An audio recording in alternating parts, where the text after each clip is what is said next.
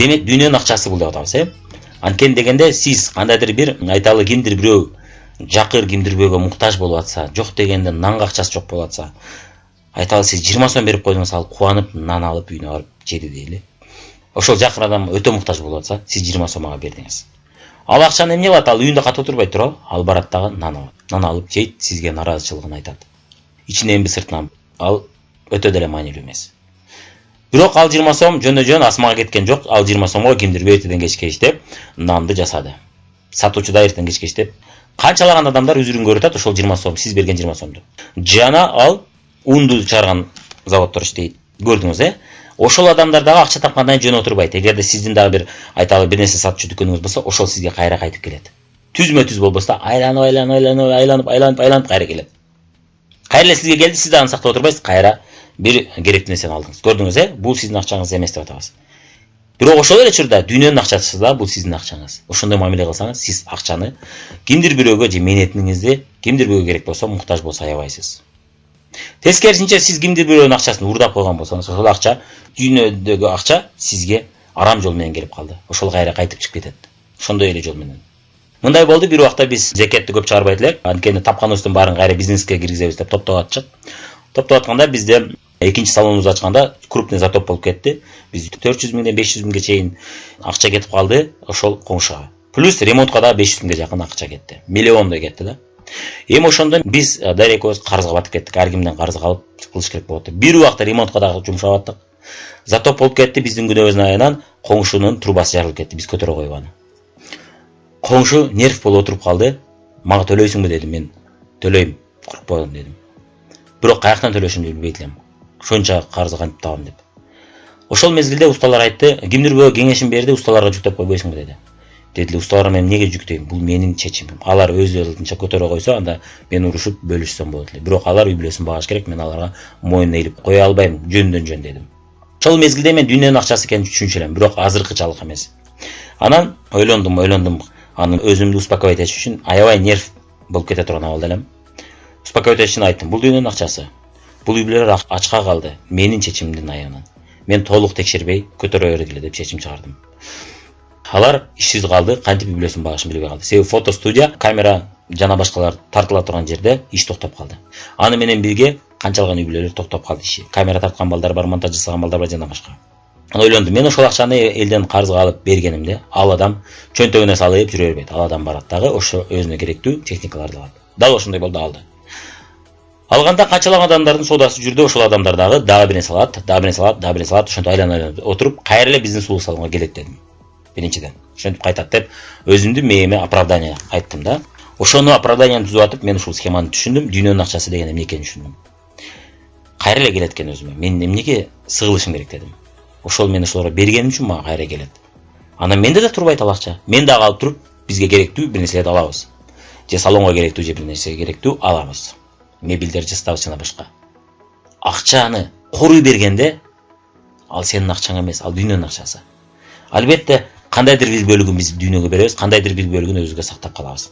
Сактап калганда да дагы биз өмүр бою аны сактап жүрө бербейбиз. Аны биз дагы бир чоңураак нерсе алалы деп ошого топтойбуз. Туурабы? Дүйнөнүн акчасы. Мээнет да ошондой эле. Бирөөнүн мээнетин сиз урдап алсаңыз, дүйнө ошону көрүп турат. Же Кудай көрүп турат.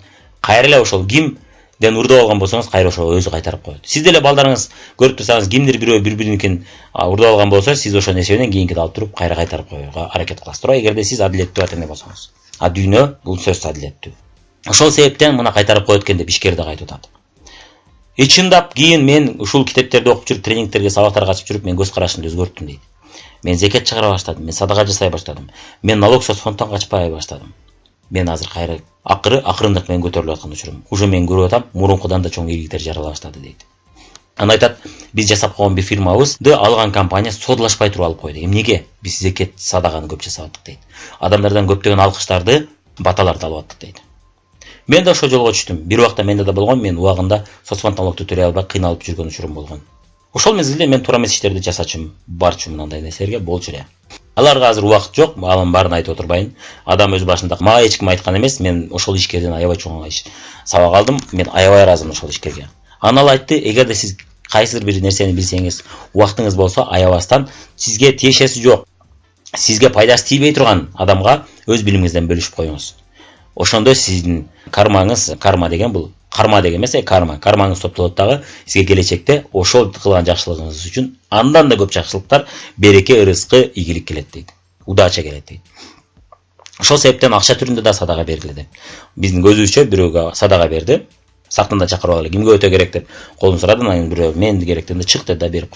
Анан ошентип үйрөттү бизди. Мен дагы ошол күндөрдөн тартып садага да көп көңүл бура баштадым, зекетке да көп көңүл бура баштадым, бере баштадык биз Дарья экөөбүз. Ишибиз аябай илгерилеп, дүркүрөп өсө баштады. Дагы бул темада жакшы билген адамдар менен сүйлөшүп жүрүп, кырсыктардан да сактайт деп уктук. Чындап эле командабызда биз зекет чыгарууга, садага жасоого үйрөттүк. Жакынкы ушул айда, январь айында 2009-жылы биз команда менен биригип, өзүбүз эле кылбастан командабызды үйрөтө баштадык, директорлорду, лидерлерди үйрөтө баштадык. Ким канча чыгарылат деп топтоп, өтө муктаж болуп аткан, операцияга акча керек болуп аткан адамдарга команда менен топтоп бердик. 2 адамга бердик бир айда, ыраазы болду. Дүркүрөп квалификациялар өстү го. Аябай көп квалификациялар жасашты биздин командадагылар. Мына көрдүңүз, бул жакшылыктын күчү. Бирөөнүн мээнетин урдап алуу тескерисинче сиздин ишиңизди артка тартат. Зекет, садага, элге жакшылык кылуу бул канчалык жакшы? Сиздин бизнесиңизге, ишиңизге канчалык жакшылык алып келсе, бирөөнүн мээнетин урдап алуу тескерисинче ошончолук жамандык алып келет экен да. Сиз бирөөгө 1ди берсеңиз, Кудай сизге 10ду берет деген сөздү уксаңыз керек, ошондой болот экен да. Ал эми сиз бирөөдөн бир нерсени тартып алсаңыз, Кудай сизден 10 нерсени тартып алат. Ошол себептен бул уурулук, бир регистрацияга барбаңыз. Бул уурулук. Мына көп жылдар бою социофонд төлөбөй жүрдүм дейт, мына ошол фактылар жогорудан жаза аласыз. Көпчүлүк жазасын алууда мурунку уурулуу үчүн. Кимдир бир иши жүрүшпөй аткан болсо, балким ошол себептен да болушу мүмкүн. Менде да өз башымда ошол нерсе болгон. Менде уурулук эмес, башка туура эмес, көп каталардын айынан мен ошондой жаза алгам. Налог фонд өз убагында төлөй алган эмес, мен карыз болуп жүргөм. Аны төлөбөй койсом жакшы болмок деп жүргөм. Кийин барбыр штрафы менен төлөдүм.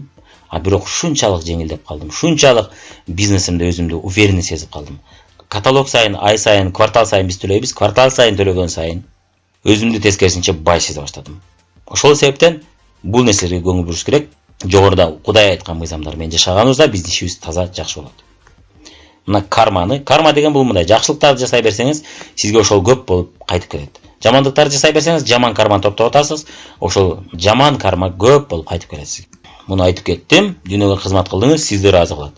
Анан менин баса YouTube каналымда көп ыраазычылык айтышат, бул дагы менин ишимдин алдына кетүүсүнө аябай чоң жардам берет, түрткү берет. Буларды мен эмнеге айтып атам? Сизге далил катары айтып атам. Уурулук да тескерисинче ошондой иштейт да. Элдерге кылган жакшылыгыңыз сизге плюс алып келет. Ошондо башка бирөөгө пайдасы тийбей турган эле бирөөгө жардам берилет дегенде, как раз мен ошону жасап атат экем, ошону өнүктүрөм деп, ошону дал өнүктүрдүм. Анан эгерде сиздин мээнетиңизди кимдир бир уурдап алган болсо, же мээнетиңиздин сиз үзүрүн көрбөй калсаңыз, убагы келгенде сиз сөзсүз түрдө ошол мээнетиңиз кайтып келет, ошонун үзүрүн көрөсүз. Бир мамлекет кызматта иштеген менен сүйлөшүп туруп калдык ушул темада. Экөөбүз бир нерсени күткөнчө анан кийин ушул жогоруда мына Кудайдын берген мыйзамдар жөнүндө сүйлөшүп калып, ал да айтты, өзүнөз келип калат деп ал да айтып атат. Мен кимдир бирөөгө жөн эле жардам берип койсом, ал мисалы үчүн акчасы жок бербеди. Бирок кимдир бирөө мен өзүнөз келип, мага кызмат кылып жасап берип коем, мамлекеттик мындай иштер боюнча кеңешин берип, жардам берип, керектүү адамдар менен беттештирип, тезирээк ишин бүткөнү жардам берип коем. Мага ошол акча ошол адамдыкында кошуп берип койгондой көбүрөөк берип коет дейт. Анан айтат, бир жолу мен ушул менин аяшуулум менин машинамды сүзүп алды, анан мен божомол ушунча кетет болуш керек деп айттым. Бирок анан карасам, ustalardan сурасам, бир уста айтты, ушундай кылып койсоңуз арзан бүтөт деди. 10 миң дедим эле, 1000 сом, 2000 сомго бүтүп калды дейт, ошол арзан жол менен. Ушундай кылып койсоңуз бүтөт дедилер, бүтүрүп алдым, анан ал бирок 10 миң деп койдум, 10 миңди алдым дейт. Кийин бир жума өтүп, 2 жума өткөндөн мен бирөөнү сүзүп алдым, точно ошо 10 миң кетип калды дейт. Ошол себептен биз бирөөнүн мээнетинин акысын алып койгон болсок, алдап алып койгон болсок, ал сөзсүз түрдө чыгып кетет деп атат. Мына ушундай далилдерди көп адамдардан уксаңыз болот. Мен өз башымда аябай көп көрдүм. Ошол себептен арам бирөөнүн мээнетин алып алган бул сөзсүз түрдө сизге тескери зыян келтирет. Кармический менеджмент деген китеп бар. Бул деген жана айтып кеттик, бирөөлөргө сизге эч кандай пайдасы тийбей турган адамдарга акысыз жакшылык кылган сайын сиздин соодаңыз өсө баштайт, ишиңиз жүрүшө баштайт. Мына ушул кармический менеджмент ушуга үйрөтөт. Бизде мисалы үчүн Самара көп жасады, менин командамда лидерлериме көп жардам берди. Көп өзүнүн билгендерин, менин видеолорумду көрүп, колдонуп аткан билимдерин башка китептерден алып, ар жерден үйрөнүп, колдонуп аткан билимдерин өтүп берип атты. бөлүшүп атты, мотивациясынан бөлүшүп атты, көрүүсүнөн бөлүшүп атты. Ошентип отуруп командасы түркүрөп өсүп, азыр мына иштегенине 1 жыл 3 ай болду, уже рубиновый директор.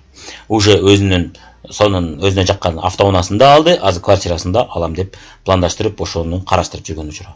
А бир убакта үйдө гана отурган, акчадан кыйналып аткан, кичинекей балдары менен 3 баласы үйдө отурган, колунда эмизе турган баласы менен отурган, акчадан кыйналып аткан кожоке болгон. Башкаларга позитивдүү көз караш болгон сайын сиздин жашооңуз жеңилдей баштайт. Ошол себептен сиз канчалык башка командаларда сыйлап, башка иштегендерди сыйлап, ошолорго жакшы мамиле кылып койгон сайын сиздин ишиңиз алдыга кете берет. Таза мээнет дайым акысыз калбайт. Ошол себептен эгерде сиздин адамыңызды кимдир уурдап алса, бирок сиз аны далилдей албай калсаңыз, ушундай учурларда болгон бизде болуп турат кеде-кеде анча-мынча. Ызаланып ага убактыңызды кетирбеңиз. Эгерде ошол уурдап алдыбы, бирок Кудай көрүп турат. Сизге ак мээнет кыла берсеңиз, сизге кимдир бирөө андан да мыкты даптаяр келип калат. Мындай учурларда аябай көрдүк. Менде мында болгон бир учурда биздин адамыбызды, биздин лидерибиздин лидерин Майлисайда өзүнүн апысы бар болчу. Ошол апысын башка түндүктөгү бир директор тартып алган. Бизден нагло тартып алган, шылтоосумда болгон. Тиги мен чалсам жооп бербей калды. Мен аялым, мен бошобой сыртта болуп калгам. Мага чалбаптыр. Анан аялым ооруп атса, чала бериптир, жооп ала албаптыр. Анан шылтоос ошол болот. Анан ошого наркага өтүштү ойлоптур. 1-2 күндө болгон иш бул.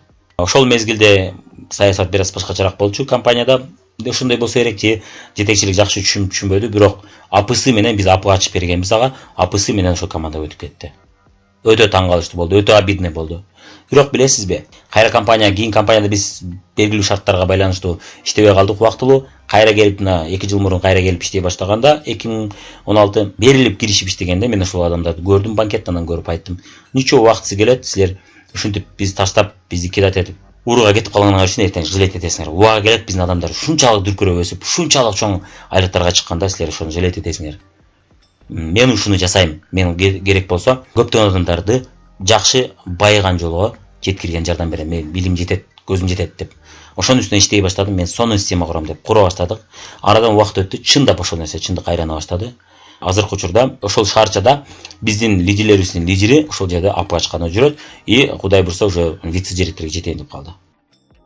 Мээнет акысыз калган болсо өзүнөн өзү келип калат. Ошол себептен жакшылыгыңыз эч убакта кайтпайт.